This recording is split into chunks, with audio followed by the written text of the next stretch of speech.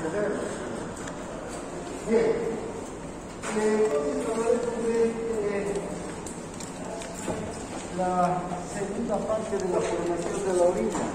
Ya hemos visto la primera clase cómo la orina se forma en una primera etapa mediante la filtración.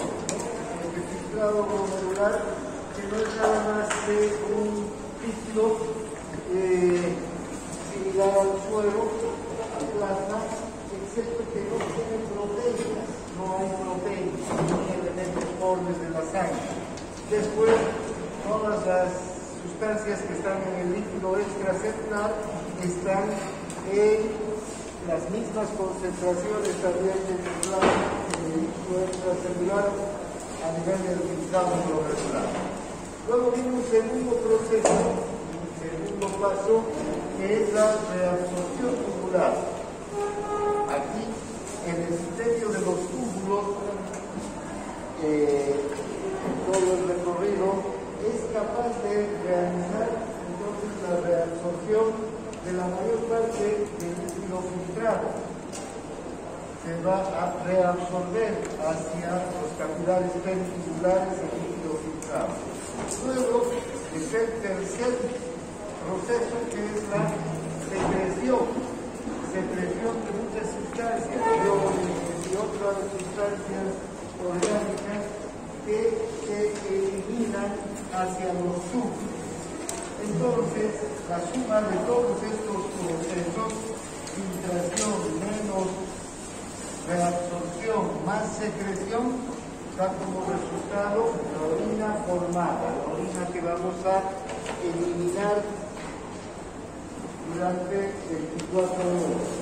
Bien, ahora hemos visto también que hay sustancias que van a ser filtradas, ¿no? Y que luego de ser filtradas van a ser reabsorbidas. Algunas de estas sustancias, como la glucosa, se reabsorben en su totalidad, es decir, no puede quedar nada de glucosa en la orina. Entonces, la cantidad excretada de glucosa es cero, no hay glucosa en la orina. Pero sí, podemos constatar, entonces, a partir de esto, que la reabsorción es total. El 100% de la glucosa filtrada se reabsorbe. Algo parecido pasa con los iones, ¿verdad? El bicarbonato, el sodio, el cloro, el potasio, son sustancias que se van a filtrar a nivel de los túbulos y se van a reabsorber la mayor parte de estas sustancias. Van a quedar muy pocos mini equivalentes que van a ser eliminados por la orina. Estos mini equivalentes que son eliminados por la orina varían. Unos días pueden ser más, otros días pueden ser menos. Todo depende de la cantidad también de iones que se hayan ingerido por la dieta. Si hoy día nuestra dieta incluye mucho sodio, la comida es muy salada, seguramente la eliminación renal de sodio va a aumentar. Entonces será más de 150 equivalentes, 152, 155, ¿no es verdad? Lo que no sirve, lo que ya nuestro organismo no va a utilizar, se elimina por la orina. Lo mismo podemos decir si es que comemos o consumimos, ingerimos poco sodio en la dieta. El día no comemos ni un poco de sodio, un poquito, ¿verdad? Entonces, para mantener el equilibrio del sodio, la concentración de sodio en el líquido extracelular, el riñón lo que va a hacer es reabsorber mayor cantidad de sodio del filtrado. Y entonces, esta cantidad podrá disminuir. ¿Ven? Eso va a ocurrir con el bicarbonato, el sodio, el cloro, el potasio, que son los iones que se filtran y se reabsorben. Se reabsorben en distintos porcentajes, digamos, ¿no? Bien. Ahora, hay sustancias que ya son sustancias que se producen o se forman como consecuencia del metabolismo. Y estas sustancias, que son desechos metabólicos, ya no le sirven al organismo y se tienen que eliminar necesariamente. La urea, por ejemplo, se forma como consecuencia del metabolismo de proteínas. Fíjense, se filtra 46.8 miliequivalentes al día. Se reabsorbe el 50% de la urea filtrada, pero vamos a ver después que hay un mecanismo de recirculación de la urea. Ese mecanismo de recirculación de la urea es un mecanismo que permite utilizar a la urea en los vasos rectos, en las nefronas medulares, esas nefronas de asas largas. ¿Para qué? Para concentrar la orina, cuando hace falta concentrar la orina. Pero al final, la urea va a terminar siendo igual secretada, porque hay un mecanismo de recirculación. Pero se reabsorbe urea en un 50%. Esta urea igual va a volver a ser eliminada, porque la urea no nos sirve en el organismo. Finalmente, está otra sustancia, la creatinina, que se secreta o se filtra una cantidad de 1.8 miliequivalentes y los 1.8 se los elimina, no se reabsorbe nada, ¿no? Entonces, hay sustancias que se filtran y se eliminan en su totalidad. El 100% se elimina. Hay otras sustancias que se filtran y no se elimina nada, como la glucosa, todo se reabsorbe. Y hay sustancias que se filtran y que se reabsorben, además, ¿no es verdad? Y quedan muy pocas sustancias para ser eliminadas. Bien, hasta ahí hemos visto la anterior clase. Ahora,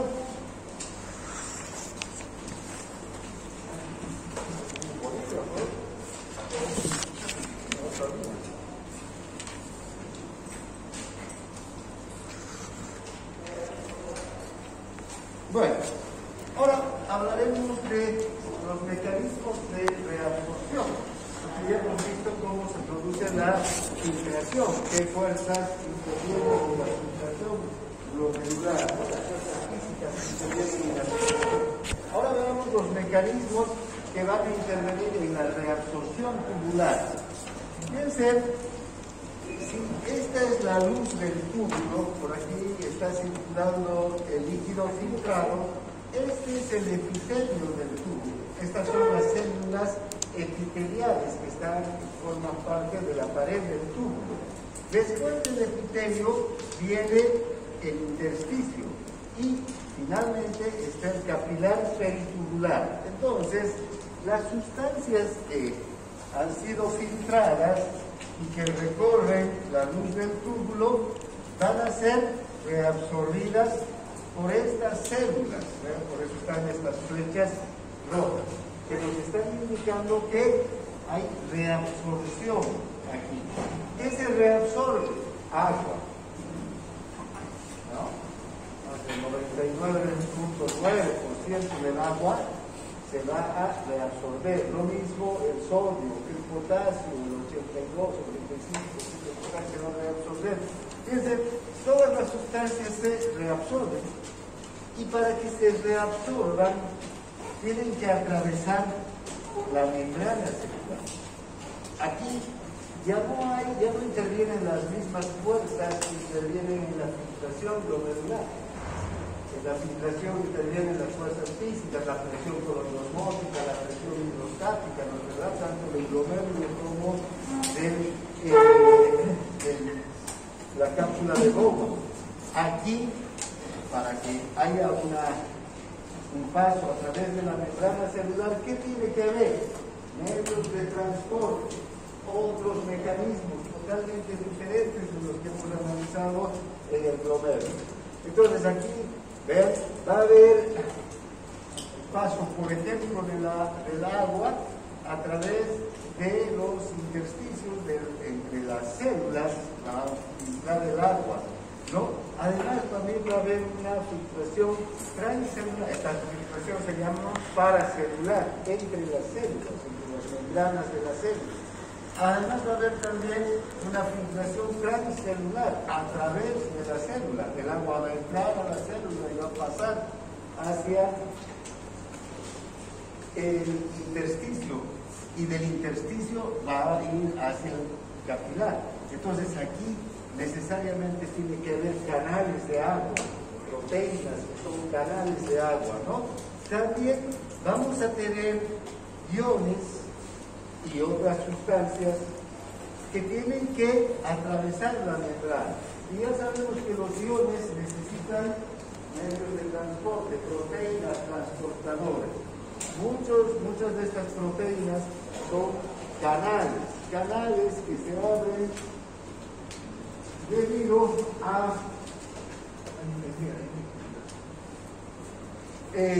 potenciales de acción, debido a estímulos que se van a producir, ligandos generalmente, ¿no es verdad?, que van a transportar los iones desde la luz del túbulo hacia la célula, y desde la célula hacia el intersticio. Y fíjense, entonces vamos a tener canales de sodio, canales de calcio, canales de potasio, canales de cloro, pero además vamos a tener, esos son los canales que generalmente forman parte de los transportes pasivos, que los iones atraviesan mediante el mecanismo de inducción simple, ¿no? Pero también vamos a tener transportes activos, al transporte activo primario. ¿Qué transporte activo primario va a dominar aquí en casi todo el túbulo? Las ATPasas sodio-potasio, que van a hacer un transporte de todo el día. Fíjense, más de 25.000 equivalentes de sodio tienen que ser reabsorbidos. Entonces, todo el túbulo, todos los túbulos están con estas ATPasas funcionando las 24 horas para reabsorber estos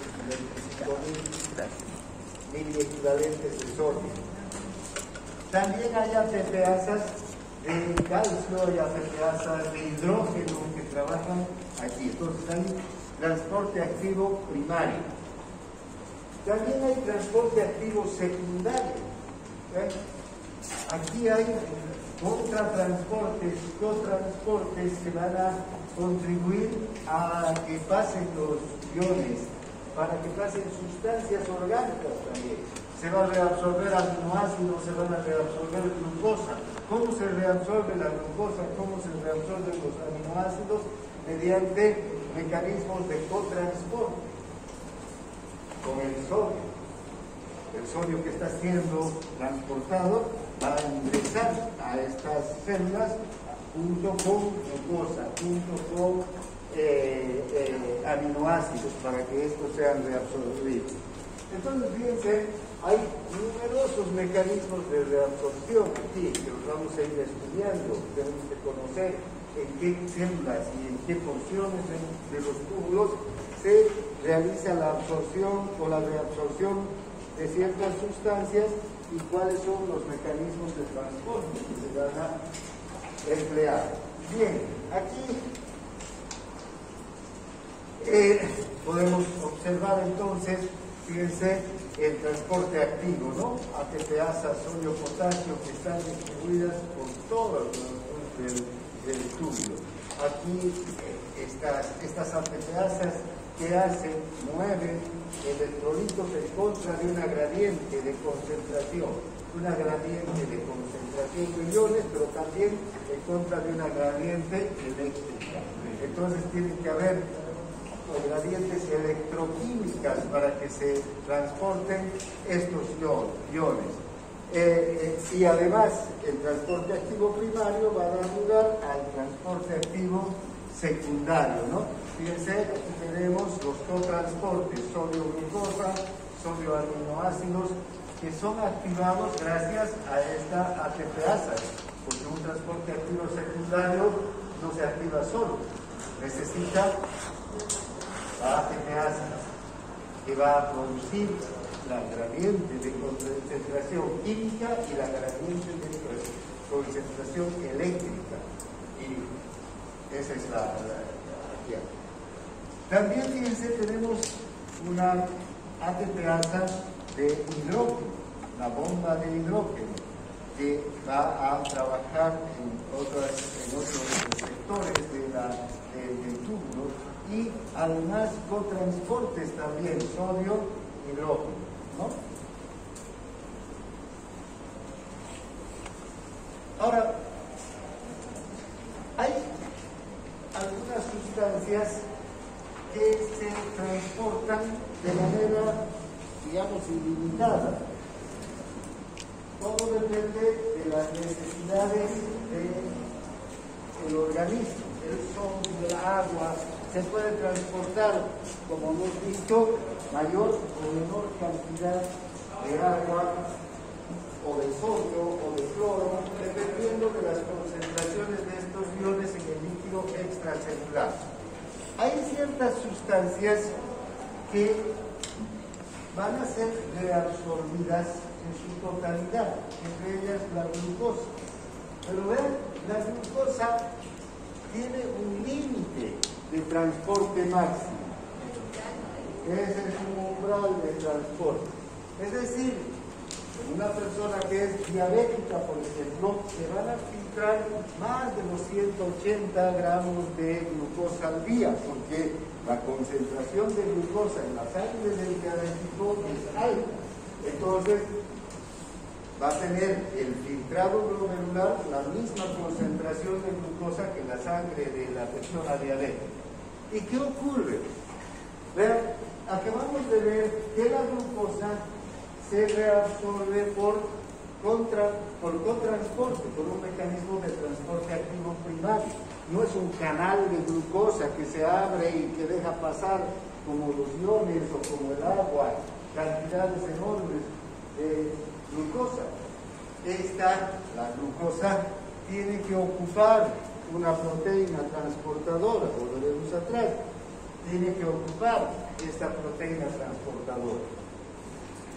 Y aunque las células epiteliales de túbulo contorneado proximal, donde se realiza la absorción al 100% de la glucosa, tienen capacidad de generar estas proteínas transportadoras, como toda estructura física, estas proteínas transportadoras pueden ocupar toda la membrana de la célula, ¿verdad? Además de otras proteínas que tienen que estar en la membrana y otras estructuras de la membrana, de tal suerte que llega a una saturación, ya no hay más posibilidades de que se transporte glucosa. Por mucha glucosa que haya en el túbulo, ya no hay medios de transporte. Es como si quisiéramos ir en micro a Toca y tienen que ir los micros desde aquí y hay 500 estudiantes que quieren ir y solamente hay espacio para 200, 300 se van a quedar, ¿verdad? Porque no hay espacio. Se acabó el espacio de transporte. Así sucede con la glucosa. Por eso es que hay un transporte máximo de ciertas sustancias, como la glucosa. Por eso que fíjense que el diabético no solamente tiene una glucosa alta en la sangre, sino también tiene glucosa en la orina. Hay glucosuria. De lo contrario, si nos atenemos al primer cuadro, pensaríamos que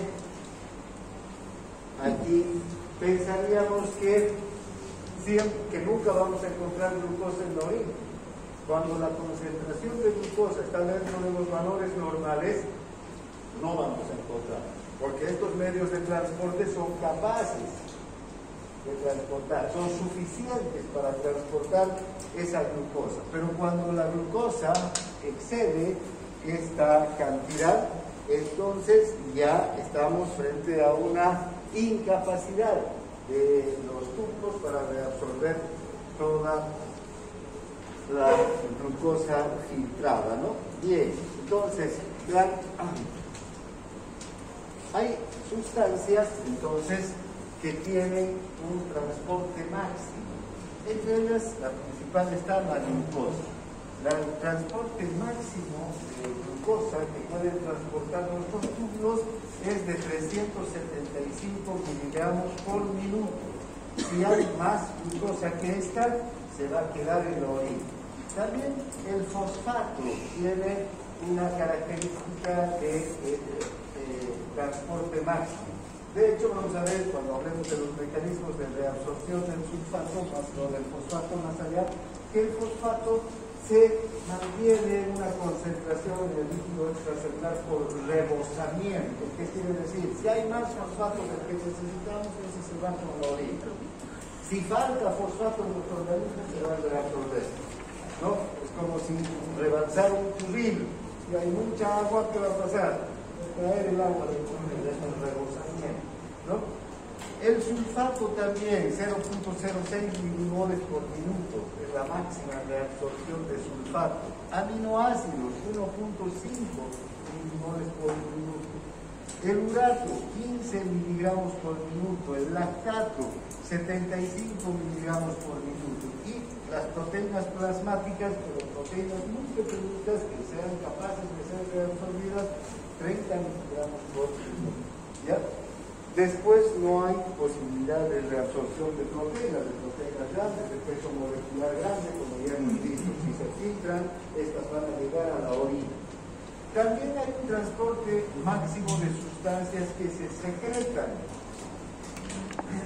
El otro mecanismo que se suma a la reabsorción es la secreción. Hay sustancias que se van a secretar, iones como el ion hidrógeno, el mismo ion potasio, suelen secretarse desde los túbulos, más bien desde las células epiteliales hacia los túbulos, ¿ya? Entonces, además hay otras sustancias como la creatinina que también se secretan. Y hay un transporte máximo también de creatinina, 16 miligramos por minuto.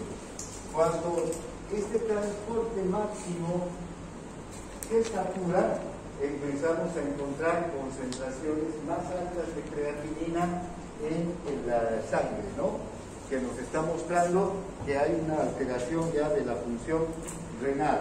Bien, entonces ahora hablaremos de la reabsorción del agua. El agua se reabsorbe mediante ósmosis. El agua es la sustancia que más se reabsorbe. 180 litros de agua se filtran y se reabsorbe ¿cuánto? 179 litros de agua. Es la cantidad de agua que se filtra y la cantidad de agua que se reabsorbe. Eso es gracias a que el agua se reabsorbe por este mecanismo de la ósmosis, ¿no? Entonces sabemos que el agua va de un lugar de menor concentración de solutos osmóticamente activos a un lugar de mayor concentración de solutos osmóticamente activos a través de una membrana que es permeable para el agua, pero impermeable para los solutos osmóticamente activos. Esa es la definición de ósmosis. Entonces, el agua se transporta por ósmosis a través de acuaporinas.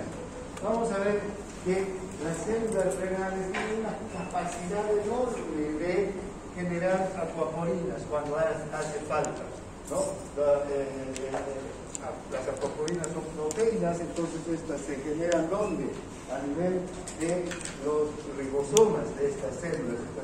Otra actividad enorme que tienen, fíjense, las células renales es la de que siempre están sintetizando proteínas. ¿Y qué proteínas? Proteínas transportadoras, canales, ATPasas. De hecho, por ejemplo, la hormona antidiurética, ¿qué es lo que hace? Retener agua. ¿Pero cómo lo hace? Activa la síntesis de acuaporticolinas. Directamente actúa sobre el núcleo de la célula, estimulando la síntesis de acuaporinas. La aldosterona, ¿qué hace? Refiere sodio. ¿Y cómo lo hace? También ingresando a la célula, estimulando la síntesis de proteínas a nivel del núcleo, ¿no? Estas dos hormonas son capaces de llegar hasta el núcleo y directamente producir, estimular la síntesis de proteínas. ¿Y qué proteínas activa la aldosterona? ATPasa, sodio, potasio. Son proteínas. Entonces la célula tiene estas células epiteliales no solamente que transportan, sino además sintetizan una gran cantidad de proteínas. Por eso es que el riñón tiene una actividad muy intensa. Todo el día estas células están en gran actividad y invirtiendo también hay una gran inversión metabólica en el riñón. No, luego la cloro, la urea y otras sustancias o prosolutos reabsorben por difusión pasiva, ¿no? A través también de canales, difusión pasiva. Bien, vamos a ir viendo todos estos mecanismos conforme vayamos avanzando por los tubos. Ahora empezaremos con la reabsorción de sustancias a nivel del primer segmento del tubo, de la nefrona. ¿Cuál es este primer segmento? Es el túbulo contorneado proximal. Fíjense, aquí tenemos la nefrona, aquí está el glomérulo filtra a la cápsula de Bowman, ¿no? Y de la cápsula de Bowman empieza el recorrido y el primer segmento es el túbulo proximal, el túbulo contorneado proximal, el que está más próximo a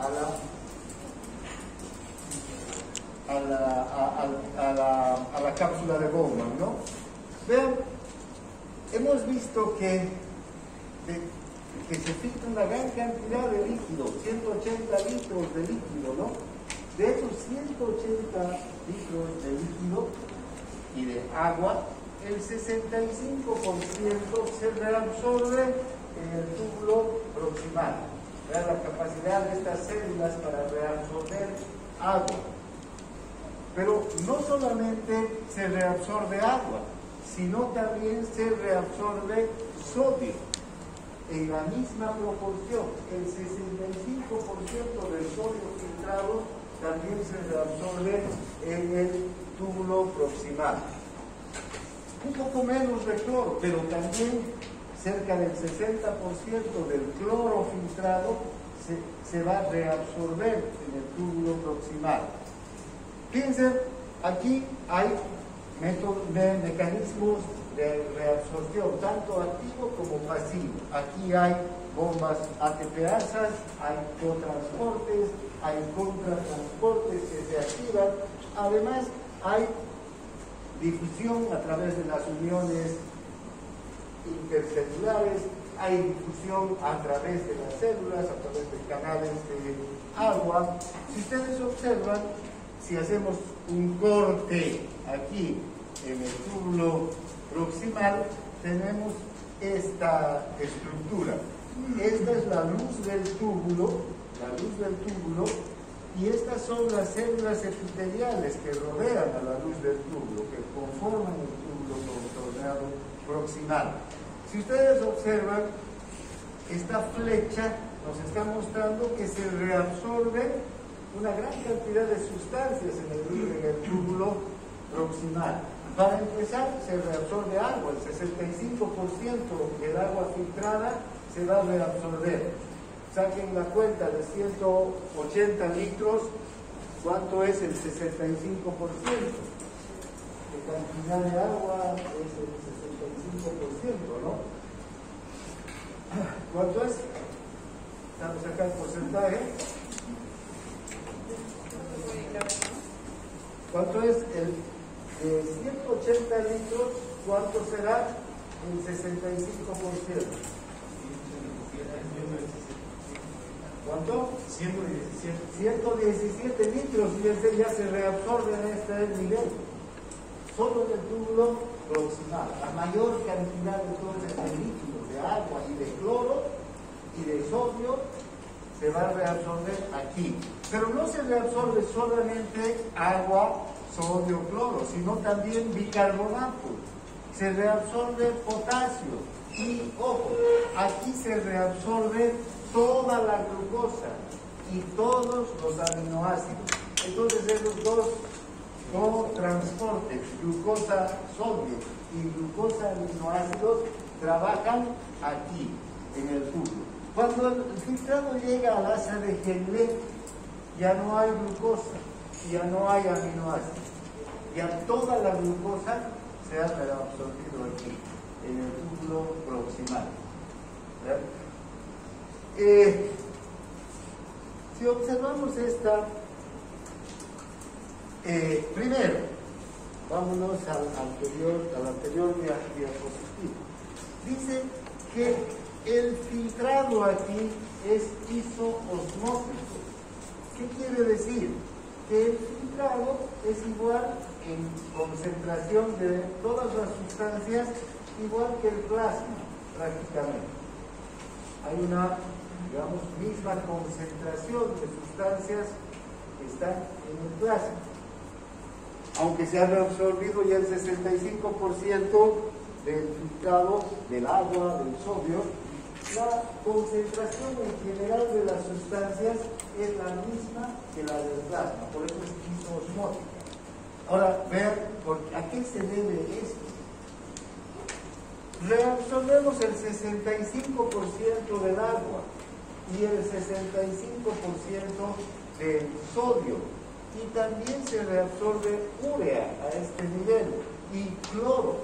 Estos son iones osmóticamente activos, muy potentes, iones osmóticamente activos. Entonces, de hecho, la concentración del líquido extracelular, la osmolaridad del líquido extracelular está determinado por quién. ¿Por qué yo? Por el sodio. Entonces, si se reabsorbe la misma cantidad de agua y de sodio en la misma proporción, entonces vean, no va a variar mucho la osmolaridad del líquido extracelular, ¿no es verdad? Este líquido filtrado se va a mantener de manera similar a la que, en concentraciones, a la que estaba en la cápsula de Bohr. No va cambiando. ¿Ya? Esto es importante, acuérdense.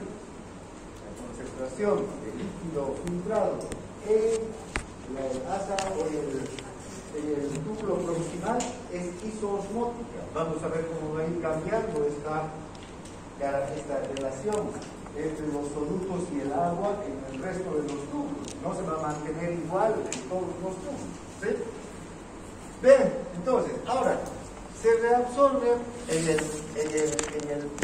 túbulo distal prácticamente los mismos porcentajes de sodio, de agua y de cloro, también de urea. Además, se reabsorbe toda la glucosa, se reabsorbe todos los aminoácidos, parte del bicarbonato, pero lo que no se reabsorbe es creatinina y, o sea, menos cantidad de urea en relación, ¿no? Estos son los que no se reabsorben. Entonces, la osmolaridad del líquido extracelular prácticamente es la misma que la en 1, es la misma que la del filtrado glomerular. Bien, el líquido aquí es isoosmótico. Ahora veamos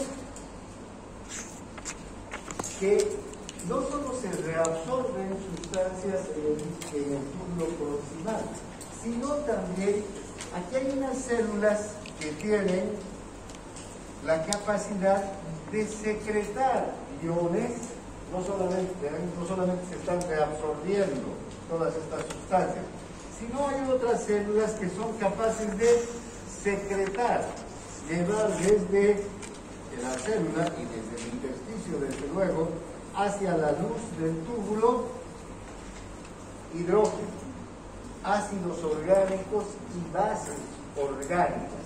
Estos ácidos orgánicos y estas bases orgánicas son ya productos de desecho, ¿sí? Uratos, ¿sí? Que vamos a encontrar en la orina. Estas ya son sustancias que se van a eliminar, que son sustancias de desecho, ¿ya? Entonces, además, a este nivel también se van a secretar otras sustancias que llegan al organismo, pero que son de ese grupo de sustancias llamadas xenobióticas, es decir, que son ajenas al organismo, que no son sustancias que nos van a ayudar para la nutrición celular ni para ningún tipo de actividad metabólica de la célula. Este tipo de sustancias pueden ser tóxicos, por ejemplo, ¿no? Toxinas que llegan hacia nuestro organismo. Pueden ser una serie de sustancias que no son tóxicas, son, por lo menos hasta ahora se las considera inocuas, y que vienen con los alimentos. Todos los conservantes, colorantes, saborizantes que vienen con los alimentos son sustancias químicas. Algunas se absorben, no le sirven para nada al organismo esas sustancias. Entonces, ¿qué tiene que hacer el riñón? Eliminar. Y un grupo importante de sustancias que son los fármacos. Cuando una persona consume un fármaco, está bajo tratamiento, fíjense, estos fármacos ingresan al organismo, cumplen con su función, ¿no?, terapéutica, y luego tienen que ser eliminados. La mayor parte de los fármacos se elimina por el riñón, ya sea por filtración o por secreción tubular.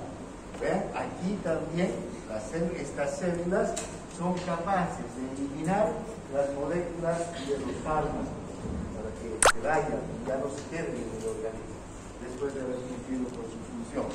¿Ven? Aquí en el túbulo proximal hay una gran secreción de todas estas sustancias ajenas a nuestro organismo que no nos sirven. Bien, ahora veamos qué ocurre en el próximo segmento, en el asa de Henle. Vean, aquí tenemos el asa de Henle, ¿no? Que el asa de Henle empieza aquí donde termina el túbulo contorneado proximal y va a terminar donde empieza el túbulo contorneado distal. Hace un asa, ¿no? Hay un sector descendente, el asa, y un sector ascendente. Y en el sector ascendente, podemos ver aquí, hay dos sectores. Uno que es el sector ascendente fino o delgado, y otro que es el sector grueso, mucho más ancho. El sector ascendente grueso. ¿Ya? Bien. Estas tres estructuras tienen funciones diferentes. No solamente nombres diferentes, sino que hay células diferentes y funciones diferentes en cada uno de estos segmentos. En el segmento descendente fino, fíjense aquí, que tenía, recuerdan, en el segmento descendente fino está la misma osmolaridad que el plasma, tenemos una cantidad ya de sodio, de agua, de cloro, que queda un 35% alrededor de estas sustancias, de las que han sido filtradas. Ya no hay glucosa, ya no hay aminoácidos, lo que sí hay es creatinina, hay ácido úrico, ¿no?, urea en este sector. Bien, ahora, este sector es muy permeable al agua. Aquí se va a reabsorber un 20% de agua. Es muy permeable al agua, pero no es muy permeable a los iones, es moderadamente permeable a los solutos, incluido la urea y el sodio. ¿Vean? Pero se reabsorbe mucho agua. Entonces, ¿qué ocurre aquí? Si se reabsorbe más agua que sodio, este líquido se va a empezar va a ser más concentrado, va a ser un líquido hiperosmótico, ya no va a ser isosmótico, porque va a estarse concentrando el sodio, el cloro y otros solutos, porque es moderadamente permeable a estos solutos, ¿ya? La principal función entonces del asa fina descendente es reabsorber agua. Aquí solamente se reabsorbe agua y poco sodio. El segmento descendente o ascendente fino es impermeable al agua. Aquí no hay cambios. En realidad no hay reabsorción de agua ni de solutos casi, ¿ya? Donde nuevamente vuelve la reabsorción es en el segmento ascendente grueso. Aquí, fíjense, este segmento ascendente grueso es impermeable al agua, contrario al segmento descendente fino, ¿no?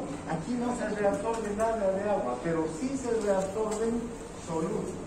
En especial, se reabsorbe cloro, sodio y potasio. De hecho, aquí hay una ATPasa que activa un cotransporte. Este cotransporte es capaz de reabsorber, digamos, si esta es la célula, ¿no es verdad? Y este es el túbulo. Este cotransporte es un cotransporte que transporta 3 iones, no solamente 2, como hemos estado viendo, glucosa o sodio, aminoácidos o sodio, ¿no? Esta es una proteína muy especial que transporta cloro, potasio y sodio. ¿Sí? Entonces, fíjense, iones osmóticamente activos que son transportados, pero aquí no hay transporte de agua de ninguna naturaleza. Entonces, vean, aquí, como quiera que hay esta característica, ¿qué va a ocurrir? Solamente se están transportando iones. El líquido va a disminuir en su concentración de iones y se va a volver hipoosmótico. Fíjense, aquí es isoosmótico, aquí aumenta la osmolaridad porque se reabsorbe más agua que solutos, pero aquí se reabsorben más solutos que agua. Esto es importante, porque fíjense, vuelvan a hacer el cálculo, por favor. Si tenemos que acá es el 65% y aquí el 20%, ¿cuánto de todo el agua ya se ha reabsorbido hasta aquí? El 85% de todo el agua filtrada. Ya queda poca agua, en realidad, para ser reabsorbida en el resto de los tubos, aunque es mucha todavía, porque solamente se elimina 1 litro y medio de orina en el día, pero todavía, fíjense, de los 180 litros, ¿no? Van a quedar, ¿cuántos? ¿Cuánto será? El 85%. ¿Cuántos litros? 20 litros, ¿no será? Para reabsorber. Esos 20 litros se van a reabsorber entre el túbulo distal y los colectores. Y fíjense, hasta aquí, el agua que se ha reabsorbido, solo por mecanismos de ósmosis. ¿No es verdad? A partir de aquí vamos a ver que va a entrar en juego una hormona, la hormona antidiurética. Esa hormona antidiurética va a empezar a regular cuánto de agua se reabsorbe y cuánto de agua se elimina. Se reabsorbe mucha agua o poca agua. De hecho, fíjense, en una enfermedad de la pared de hipófisis, donde no hay secreción de hormona antidiurética o de la neurohipófisis, perdón, donde no hay secreción de hormona antidiurética, ¿qué va a ocurrir? No va a haber reabsorción de agua y se va a eliminar toda esta cantidad de líquido. Esa enfermedad se conoce como diabetes insípida. La persona orina y orina todos los días, ¿no? Hasta llegar a orinar, puede llegar a orinar 20 litros de orina, fíjense, conforme se agrava el cuadro, ¿no? Conforme hay menos secreción de hormona antidiurética. Por eso, hasta aquí la reabsorción de agua y de solutos se produce simplemente por estos mecanismos de reabsorción. ¿Qué pasa si hay un exceso de hormona antidiurética? Un exceso de hormona antidiurética. Entonces no hay orina, pues no se elimina orina, porque todo lo va a reabsorber, ¿no? Bien. Ahora, otra cosa es que, fíjense, aquí hay reabsorción básicamente de agua en el sector descendente grueso, ¿no? O delgado, perdón. En el sector ascendente delgado no hay nada, ni de agua, ni de solutos, ni de nada. En el grueso hay reabsorción de sodio, cloro, potasio, también calcio, también otros iones como el bicarbonato, que no los vamos a tocar en este momento, pero vamos a hablar del bicarbonato, por ejemplo, cuando hablamos del equilibrio ácido-base, pero aquí también se reabsorbe el bicarbonato, magnesio, calcio, todos esos iones que son útiles al organismo se reabsorben.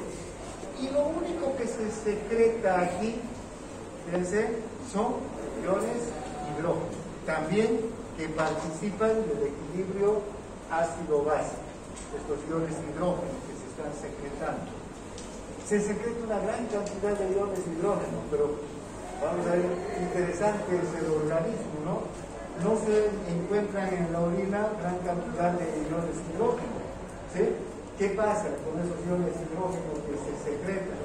Por cada ion hidrógeno que se secreta se reabsorbe un bicarbonato. ¿Y dónde está el hidrógeno que se ha secretado? Aquí, en el bicarbonato, ¿no? Aquí hay, estas células tienen, por ejemplo, la capacidad de formar bicarbonato a partir del agua y del dióxido de carbono, ¿no? Vamos a ver cómo se forma el bicarbonato que se va a reabsorber a partir de agua y dióxido de carbono. Y estos hidrógenos intervienen en esa formación. Bien, vayamos avanzando. Bueno, ya hemos visto estos. Esta es la célula, fíjense, que está en el segmento grueso del asa de Henle. Hay ATPasa sodio-potasio que reabsorbe el sodio. Hay contratransporte sodio-hidrógeno, se secreta hidrógeno, vamos a decir que se secreta hidrógeno. Y fíjense, hay el cotransporte sodio, 2-cloros, potasio. Todo esto se reabsorbe. Además, el cloro y el sodio, vean, el sodio a través de la ATPasa, el cloro a través de un canal de cloro, y el potasio puede reabsorberse o también secretarse, ¿no? Dependiendo de las concentraciones de líquido extracelular. Ya sabemos que la concentración de potasio de líquido extracelular tiene unos límites muy estrechos, es 4 miliequivalentes. Entonces, siempre tiene que el potasio estar bajo un estricto control.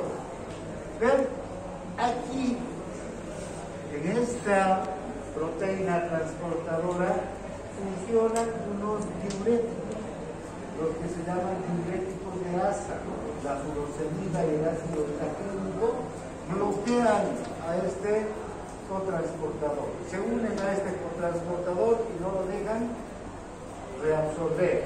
Se queda entonces el sodio, se queda el cloro, se queda el potasio y se elimina. Junto con este sodio, este cloro y este potasio, ¿qué se elimina? Agua. Por eso se llaman diuréticos. Bloqueo. El problema de estos diuréticos, tanto la furosemida como el ácido clorhídrico, es que producen depresión del potasio. Pueden conducir a una hipopotasemia. No es cuestión de dar nomás furosemida, puede producir una hipopotasemia grave. Bien, ahora vamos avanzando, llegamos al túbulo distal. ¿Cuál es el túbulo distal? Es este. Recuerda, el túbulo distal empieza prácticamente a nivel de el punto en el que llega al glomérulo la arteriola aferente y sale la arteriola eferente. El túbulo distal pasa, y este es el túbulo distal, entre las dos arteriolas. ¿Verdad? Y aquí está el glomérulo. ¿Qué se llama esta zona? La mácula densa. En la zona de la mácula densa hay muchas células especializadas. Fíjense, ya podemos ver la diferencia de estas células, ¿no? Están las células principales, están las células intercaladas a partir de aquí. Bien, en el túbulo distal, en la porción inicial del túbulo distal, entonces está la mácula densa y forma parte del complejo yuxtaglomerular. Aquí, este complejo yuxtaglomerular es muy importante. ¿Por qué? Porque estas células que están en la mácula densa son capaces de percibir los cambios en la concentración de sodio, cloro, calcio, magnesio, en especial del sodio. Entonces, cuando hay demasiado filtrado glomerular, estas células pueden percibir también o los cambios en la osmolaridad del filtrado para regular el filtrado glomerular, la cantidad de líquido que se filtra. Bien, ahora, esta porción inicial es del asa distal, es totalmente impermeable al agua. Reabsorbe ¿qué cosa? Sodio, potasio, calcio, magnesio, ¿no? Todos los iones, en especial los iones que tienen una gran capacidad de atraer al agua, los iones osmóticamente activos. ¿Ven? Bien, ahora, fíjense, sodio, cloro, calcio, magnesio se reabsorben y se secretan ya en la porción más distal, en la porción final, digamos, del túbulo distal, se van a secretar hidrógeno, se va a secretar potasio, ¿ves? Y aquí, en esta porción, en la porción ya final del túbulo distal, empieza la reabsorción de agua. Pero, como les decía hace un momento, esta reabsorción de agua no es una reabsorción de agua por simple ósmosis, sino que aquí empieza a funcionar la hormona antidiurética. Aquí tenemos la hormona antidiurética que produce la reabsorción. Si hay hormona antidiurética, hay reabsorción de agua. Si no hay hormona antidiurética, no hay reabsorción de agua. Cuanto más hormona antidiurética haya, mayor va a ser la reabsorción de agua, ¿no? Esto, ¿quién regula en última instancia esto entonces, esta reabsorción de agua? Si la hormona antidiurética va a entrar en acción. La hormona antidiurética se produce en dos tipos de células, ¿sí?, que están en los núcleos supraóptico y en el núcleo paraventricular. Estos núcleos están en el hipotálamo. Ahora, Vean, el hipotálamo controla casi todas las funciones de la vida vegetativa, ¿no? Hablamos muchísimo cuando hemos hablado de neuro. En el hipotálamo hay unas células, unos receptores, unos osmoreceptores que determinan si hay o no hay una concentración adecuada de sodio, en especial en la sangre. Si, fíjense, la concentración de sodio está alta, ¿qué quiere decir? Que hay poco líquido en la sangre en relación con el sodio. Entonces, ¿qué va a hacer estos núcleos? ¿Qué van a producir? Inmediatamente hormona antidiurética. Esta hormona se produce en estos núcleos, se libera la hormona en la neurohipófisis hacia la sangre. Desde la neurohipófisis esta hormona llega al riñón y llega aquí, pero fíjense, va a llegar a esta porción final, a la producción más lejana, digamos, del túbulo distal, y va a empezar a reabsorber agua. ¿Hasta qué punto va a reabsorber agua? Hasta que el sodio baje y se iguale, ¿no? ¿A cuánto? A 142 de equivalentes litros. Si disminuye la concentración de sodio, ¿qué quiere decir? Que hay menos sodio que agua, ¿no? Entonces deja de producirse hormona antidiurética. ¿Y qué va a ocurrir aquí? Se reabsorbe menos agua. ¿Y qué va a pasar? Esa agua se va a eliminar por la orina. Por eso la hormona antidiurética empieza a regular aquí la eliminación de esta cantidad de líquido que queda. De ese 25% de líquido, no menos, 15% de líquido que queda, porque ya el 85% de líquido se ha reabsorbido. Bien, ¿qué más podríamos decir aquí? Fíjense, aquí hay un intercambio interesante en estas células. Cuando vemos equilibrio ácido básico, vamos a ver que aquí hay unas células, las células intercaladas. Estas células intercaladas ya no intervienen en el equilibrio hídrico, intervienen en el equilibrio ácido básico. Y vean qué cosa hacen. Secretan hidrógeno y reabsorben bicarbonato. Entonces, ¿qué pasa cuando hay una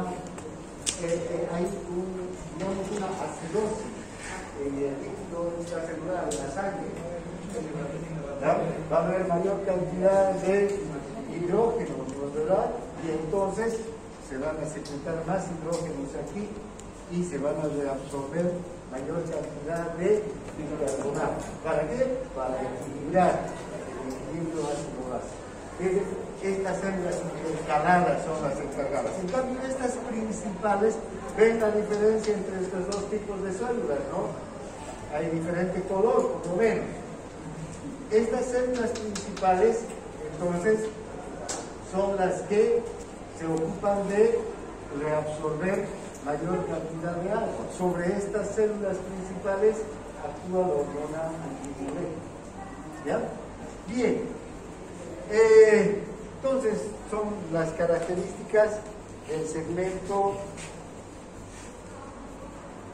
más, digamos, distal, ¿no? Aquí podemos observar, por otro lado, que en el túbulo distal y también en los túbulos conectores está esta ATPasa.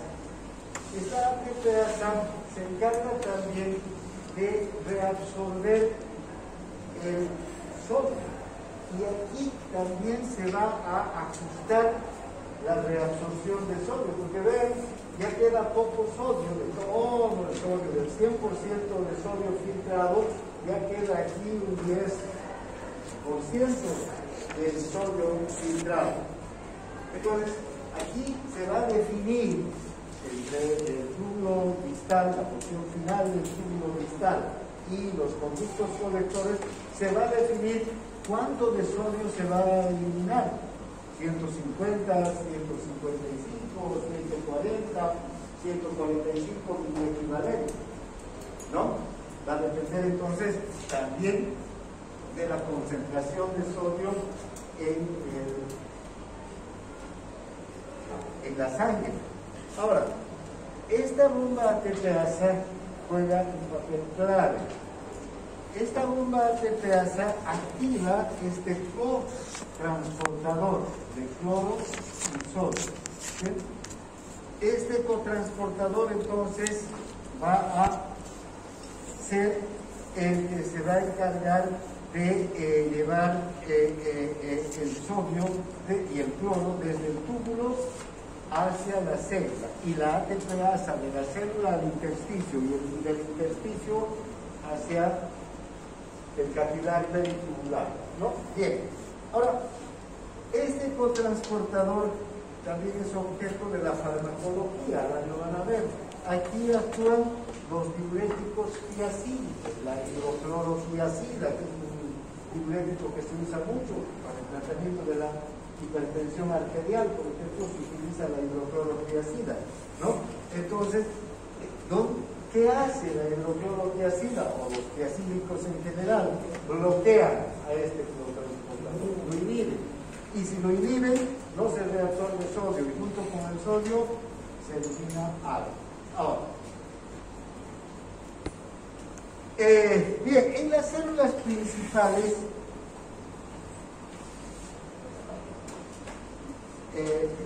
también en la parte final, entonces, del túbulo distal están estas células, ¿no? Las principales y las intercaladas. Una cosa interesante que aquí va a ocurrir es que hay esta célula, la célula principal. También en este punto se empieza a afinar más todavía la reabsorción de sodio. Aquí hay esta ATPasa que reabsorbe sodio, intercambia sodio con potasio. ¿Y qué es lo que hace esta ATPasa? Estira, jala el sodio desde el túbulo. Pero fíjense, aquí hay un canal, el canal de sodio. Este canal y esta ATPasa se forman o se sintetizan gracias a otra hormona, la aldosterona. ¿Ya? Vean entonces, también aquí, si hay una mayor o menor concentración de sodio en el líquido extracelular y en el plasma, se va a formar la aldosterona. ¿Dónde se forma la aldosterona? La aldosterona se forma en la glándula suprarrenal. ¿En qué porción de la glándula suprarrenal? En la corteza de la glándula suprarrenal. Porque en la médula, ¿qué se forman? Las catecolaminas, ¿no? Adrenalina y noradrenalina. En cambio, en la corteza se forman los corticoides, que vamos a hablar más allá, y la aldosterona. La aldosterona llega a esta célula y, como es una hormona liposoluble, directamente ingresa hasta el núcleo, y en el núcleo interviene la síntesis de proteínas. ¿Qué proteínas sintetiza la aldosterona? La ATPasa y el canal de sodio. Entonces se sintetizan esas proteínas. Fíjense cómo la aldosterona, entonces, más aldosterona, más ATPasas, más canales de sodio para reabsorber sodio. Y esta reabsorción de sodio es independiente del agua. No tiene nada que ver con la reabsorción de agua. Esto es para solamente afinar la reabsorción de sodio. Si falta o el sodio está por exceso. Si falta sodio, la aldosterona actúa. Si el sodio está en exceso, la aldosterona no va a actuar. Que se vaya el sodio, ¿verdad? Que se elimine el sodio que está en exceso en el organismo. Entonces, vean, si falta sodio en el organismo, la aldosterona reabsorbe, entonces se reabsorberán menos de esos 150 miliequivalentes que hemos visto en esa tabla. Se reabsorberán, ¿cuántos? 148, 140, porque el resto se va a quedar, porque al organismo le hace falta el líquido extracelular. Si el sodio está en exceso, ¿no? Se va a formar menos aldosterona, menos mecanismos de transporte, de reabsorción, y cuánto de sodio vamos a tener en la orina, 152, 155, ¿no? Todo el exceso se va a eliminar. ¿Está claro? Ahora, también en esta célula actúan dos diuréticos. Uno, que es el bloqueante de los canales de sodio, bloquea este canal y no permite que el sodio ingrese. Si no ingresa el sodio, aunque funcione la ATPasa, no hay sodio para bombear. Y el otro es el antagonista de la aldosterona. Antagoniza con la aldosterona en su receptor en el núcleo, no le permite actuar, y si no actúa la aldosterona, no hay ATPasas ni hay canales de sodio para que ingrese el reabsorbe el sodio. ¿Está claro? Bien. Luego están los conductos colectores medulares. Si ustedes observan, en los conductos colectores medulares continúa la reabsorción de sodio y cloro, con estos mecanismos que acabamos de ver. Continúa la reabsorción de agua siempre y cuando esté la hormona antidiurética. Si no hay hormona antidiurética, no hay reabsorción de agua. Todo este recorrido, ya la hormona antidiurética está regulando la reabsorción de agua. Aquí se reabsorbe la urea para la refiltración de la urea, y también continúa, fíjense, la secreción de iones hidrógenos y la reabsorción de bicarbonato. Aquí ya no están las células principales, ya no están las células intercaladas. Estos son otros mecanismos de reabsorción de bicarbonato y de la secreción del hidrógeno. ¿Ya?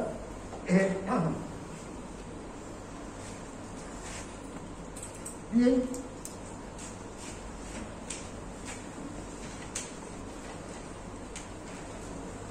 Con lo que casi estamos terminando ya el recorrido, ¿no? Vean cómo el filtrado glomerular que sale desde el glomérulo hacia los túbulos va cambiando en su composición y en su osmolaridad también. ¿Vean? Se va haciendo hiperosmótico. Podemos observar que en el túbulo proximal, ¿qué se reabsorbe? Agua. Pero también se reabsorbe sodio. ¿Qué más? Potasio. Algo de urea, no muchas, ¿no? ¿Y qué cosas? Glucosa y aminoácidos. Fíjense, en el túbulo proximal, todo. Ya no queda nada, a no ser que haya una falla, ¿no? Algún problema. Pero si la persona está sana, normal, todo, la glucosa y los aminoácidos. Luego, en el asa de Henle, ¿vean? Hemos visto que en la primera porción de la asa de Henle se reabsorbe solo agua y poco soluto, pero esa es la porción fina descendente, pero la porción gruesa ascendente es totalmente impermeable al agua, ¿sí? Y hay más bien una reabsorción de solutos, muchos solutos se reabsorben aquí. El líquido se vuelve hipotónico, ¿no es verdad? Disminuye la concentración. Entonces, además, aquí se van a se reabsorbe mucho más que nada sodio, potasio, ¿no es verdad? Bien, van aquí. Ahora, en el túbulo distal, ¿qué va a ocurrir? El líquido es hipotónico o hiposmótico, ¿no es verdad? Pero ¿qué va a pasar? Aquí entra en juego ¿quién? La hormona antidiurética, y va a regular la reabsorción de agua, ¿no? Y tendremos una orina concentrada o una orina diluida, ¿no? Lo mismo en los túbulos colectores. Bien, ahora, ¿cómo se regula la reabsorción tubular? ¿Ya? Hay varios mecanismos que participan en la regulación de la reabsorción tubular. Uno es el equilibrio glomérulo-tubular, es decir, tiene que haber un equilibrio entre los glomérulos que filtran una cantidad de líquido y los túbulos que la reabsorben, ¿no es verdad? Si hay un exceso de líquido filtrado, los túbulos no van a poder reabsorber todo ese líquido filtrado. Entonces, inmediatamente hay son señales que van hacia la arteriola aferente en especial. ¿Vean? ¿Para qué? Para que la arteriola aferente disminuya su diámetro. Hay una contracción de la arteriola aferente. Si la arteriola aferente disminuye el diámetro, va a llegar menos líquido hacia el glomérulo y del glomérulo menos hacia la cápsula de boca, ¿no?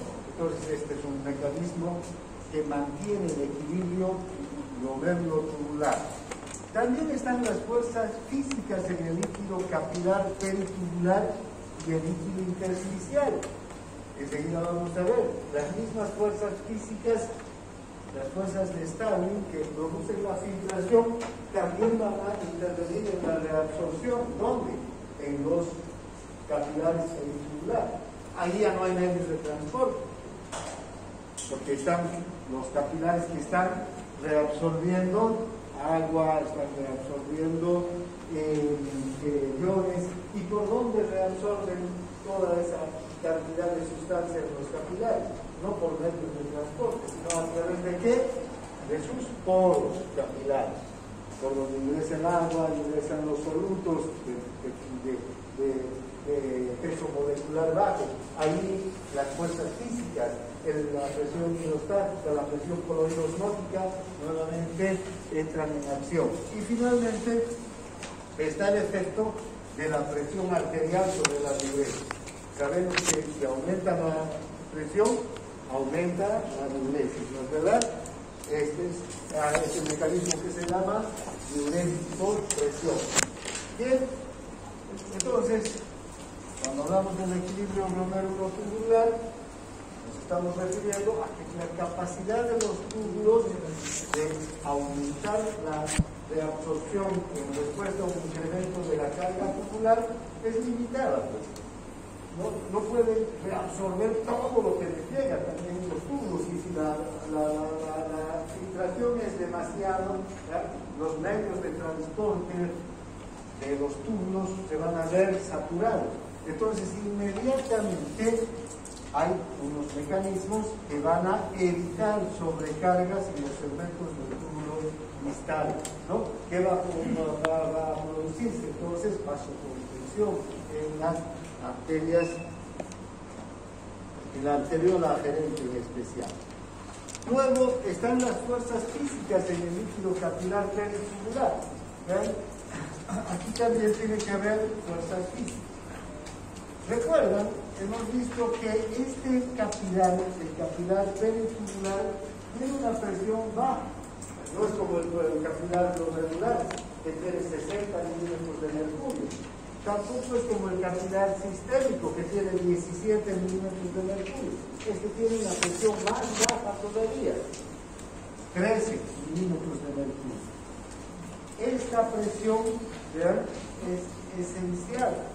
Que se mantenga la presión baja en el capilar peritubular es esencial para que el líquido vaya hacia el capilar. Bien, ahora, veamos las diferentes, además hay también modificaciones en las fuerzas físicas.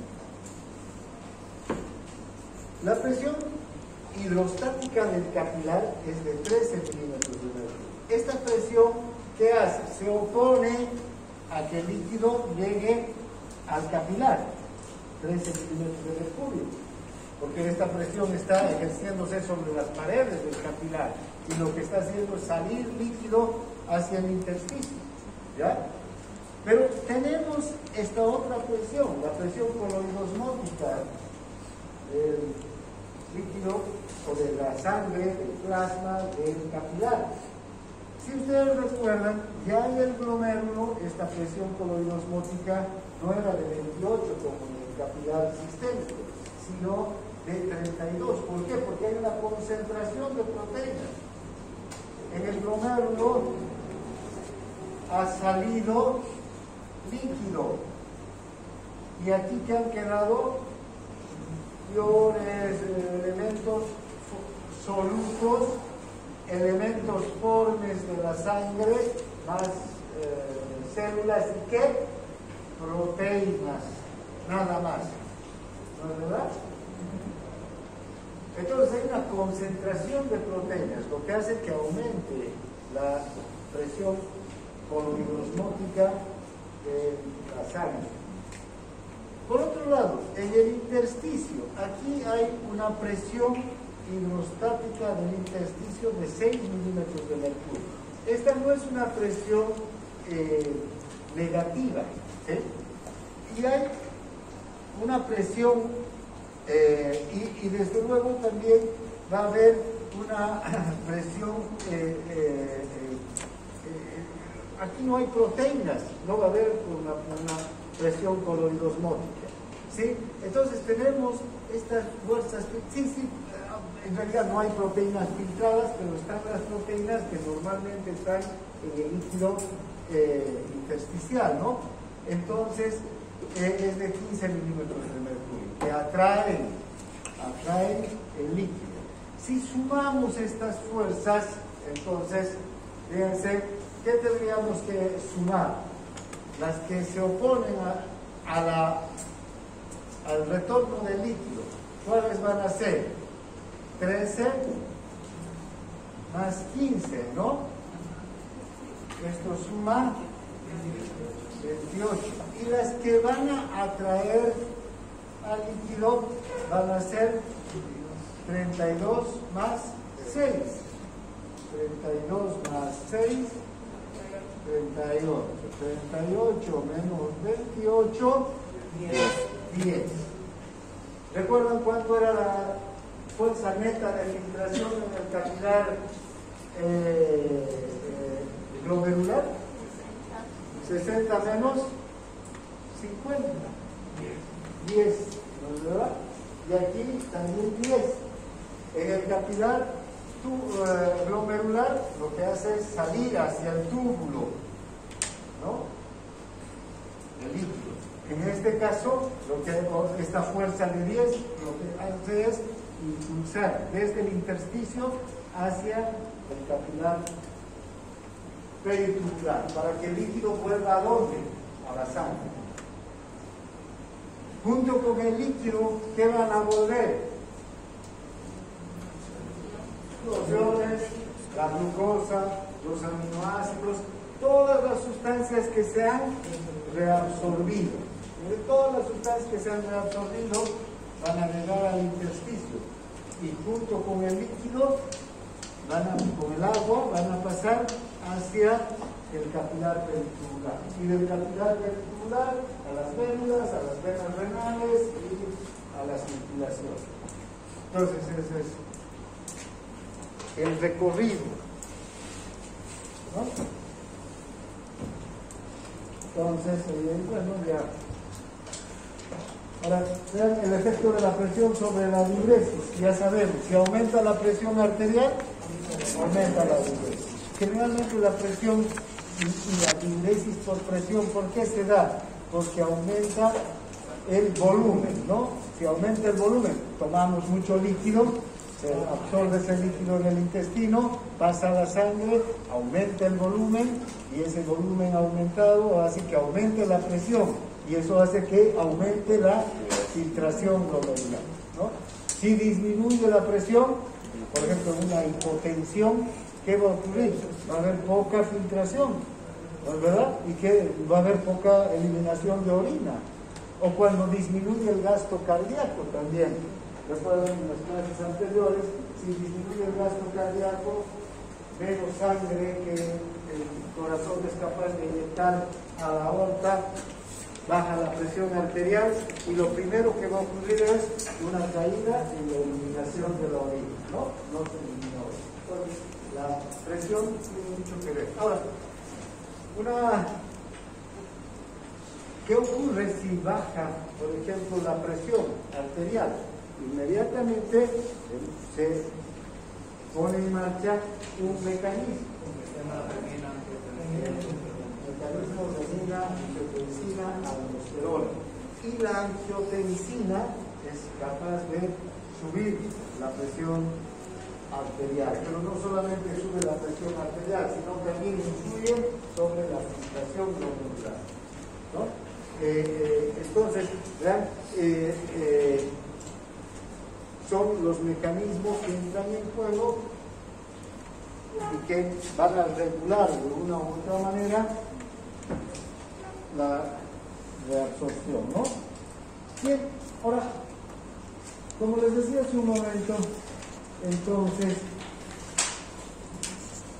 la reabsorción a nivel de los túbulos está definida por todos estos mecanismos de transporte de solutos y de líquido a nivel de la membrana celular, ¿no? Las diferencias de concentración de iones, las diferencias de concentración de la glucosa o de los aminoácidos, que se activan mecanismos de transporte activo, transporte pasivo. Pero una buena parte de estos mecanismos de reabsorción están controlados por hormonas. La aldosterona aumenta la reabsorción de sodio y la secreción de potasio en el túbulo colector cortical. La angiotensina aumenta la reabsorción de sodio y de agua en el túbulo proximal, en el asa de Henle, en el túbulo distal y en el túbulo colector. Fíjense, cuando disminuye la presión arterial y entra en el mecanismo de la renina-angiotensina, la angiotensina 2 es capaz de reabsorber agua en todos los túbulos, desde el túbulo proximal. La hormona antidiurética ya hemos visto que aumenta a partir del túbulo distal, ¿no? De la porción final del túbulo distal y los conductos colectores, la reabsorción de agua. El péptido natriurético auricular también reduce la absorción de agua y sodio en el conducto colector. ¿Cuándo se produce el péptido natriurético? ¿Cuándo?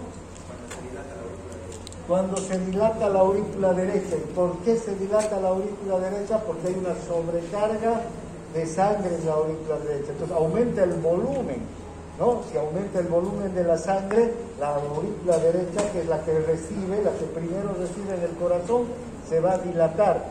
Y eso hace que se produzca este péptido natriurético. ¿Qué hace este péptido natriurético? Va hacia los conductos, fíjense, hacia el conducto colector y reduce la reabsorción. Por eso se llama natriurético, ayuda a que salga, se elimine el sodio y el agua. Aumenta entonces la diuresis. La hormona paratiroidea también va a actuar y vamos a ver en las próximas clases cómo aumenta la reabsorción, pero ya no de sodio, sino de calcio. La hormona paratiroidea tiene una función clave en el equilibrio y la concentración del ion calcio. La hormona paratiroidea va a actuar. Las próximas clases solamente vamos a ver cómo actúa en el túbulo distal y en el asa de Henle. Pero en realidad esta hormona no solamente actúa ahí, sino también actúa regulando la resorción y la liberación de calcio desde los huesos y también la absorción de calcio en el intestino, ¿no? Cuánto de calcio se absorbe en el intestino. Pero a nivel de los túbulos, que ahora nos interesa, la hormona paratiroidea regula la concentración del calcio, aumentando la reabsorción de calcio en el túbulo vital. ¿Ya? Bien, tal vez solo esto,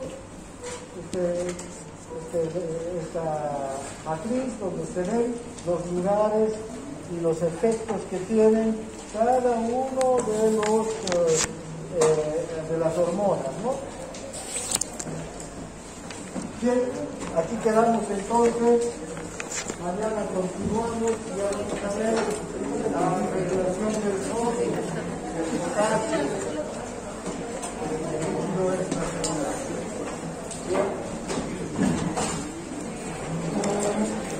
¿No hay preguntas?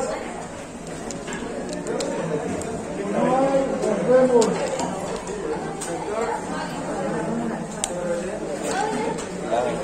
En práctica, digo, pero... En práctica, hoy en práctica me van a entregar, ¿ya? ¿Tienes práctico hoy día? Mañana. Oye, muy bien. Bien, ¿ya? Por favor, no me aglomeraré con en práctica de ser más ordenado, ¿ya? Ustedes van a dejar. Mañana.